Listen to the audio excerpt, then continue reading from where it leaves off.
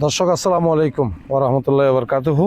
আমি যে জায়গায় দাঁড়িয়ে আছি চট্টগ্রামের হাটহাজারী থানার অন্তর্গত ১ নং ফরহাদাবাদ ইউনিয়ন ৬ নম্বর ওয়ার্ড না ৪ নম্বর ওয়ার্ডস্থ মন্দাকিনীতে যিনাকে রুমিয়ে বাঙ্গাল হযরত শাহ সুফি সৈয়দ বজলুল করিম মন্দাকিনী ফকাশ করিম বক্স রহমতুল্লাহ আলাইহির নামে চিনেন।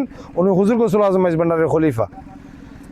দিন দিন আমরা ওনারা যে দরবার থেকে খলিফা হয়ে এসেছেন, মহান আউলিয়াত মহান হাস্তি হয়েছেন, তারা কিন্তু দিন দিন ফানাত হয়েছে ইহকাল পরকাল দুদিকে ফানার বিষয়টা রেখেছেন।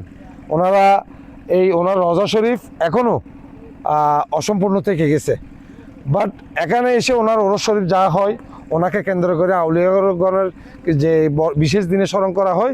আজকে সেই জায়গাগুলো কেন যেন দিন দিন মানুষের ঈর্ষান্বিত হয়ে একদম একটা বলয় সৃষ্টি করতেছি আমরা। সেই বলয়গুলো বজলুল করিম মন্দাকিনী এবং যারা তরিকতের ভাই ব্রাদার তারা জানেন। আরেকটা কথা আমার চোখে বাজছে, আমার মাইন্ডে, আমি একটু দেখাই আপনাদেরকে। এখানে লিখেছেন বিসমিল্লাহির রহমানির রহিম, কবরস্থানের পবিত্রতা রক্ষার্থে গরু মহিষ ছাগল ভিতরে প্রবেশ করানো নিষেধ এবং মাইক ডুল তবলা সহ সকল প্রকার বাদ্যযন্ত্র বাজানো নিষেধ আদেশক্রমে কর্তৃপক্ষ। আপনি এটা লিখেছেন, ভালো কথা, ওয়েল, আপনাকে সাধুবাদ জানাই।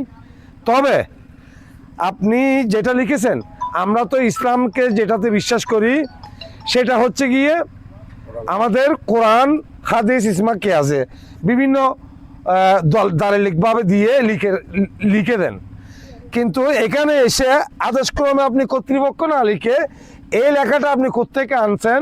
এমন একজন মহান হাস্তি যিনার নাম হযরত বজলুল করিম মন্দাকিনী, যিনি ব্রিটিশ পিরিয়ডের আলেম ছিলেন।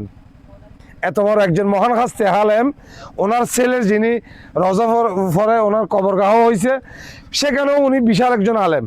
তাইলে এত বড় একজন মহান হাস্তি, এত বড় আলেমের দরবারে আপনি একগুমি করে মন গড়া একটা ফতোয়া দিয়ে দিলেন।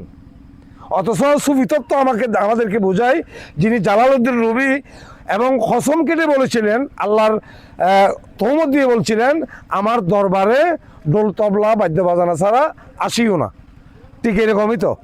তাহলে এখানে আপনি একটা আদেশক্রমে কর্তৃপক্ষ যেটা লিখেছেন, এতে বোঝা যায় একজন মহান হাস্তির আউলিয়া, যিনি আমাদের আলোকিত একটা অধ্যায়, আলোকিত একটা বিষয় অজপরা গায়ে মন্দাকিনীর মতো একজন বিশেষ আলেম, ব্রিটিশ পিরিয়ডের আলেম আউলিয়া, ওনার এসে গাদ্দারিত্ব দিয়ে, কোনো হাদিস না দিয়ে, কোরআনের কোনো একটা ফয়সালা না দিয়ে এমন একটা সাইনবোর্ড কে বা কারা দিয়েছেন, আমি বিশেষভাবে অনুরোধ জানাবো। এই লেখার একটা সৌন্দর্য আছে, এই সৌন্দর্যটা কীভাবে তুলে রাখবেন সেটি আমার আপনার দরকার বলে মনে করি আমি। ধন্যবাদ।